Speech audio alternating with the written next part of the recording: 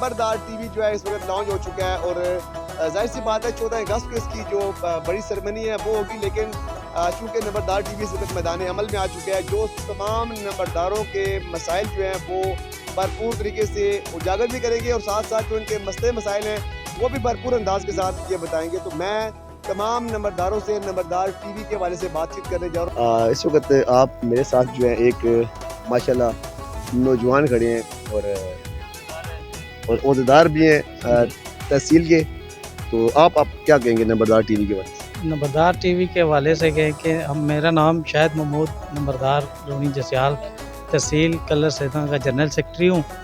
और नंबरदार टीवी के हवाले से कहेंगे कि इतने बड़ा डेलीगेशन लेके आया है और इंशाल्लाह इनकी काविशें जो कर रहे हैं इंशाल्लाह एक दिन ये रंग लाएंगे।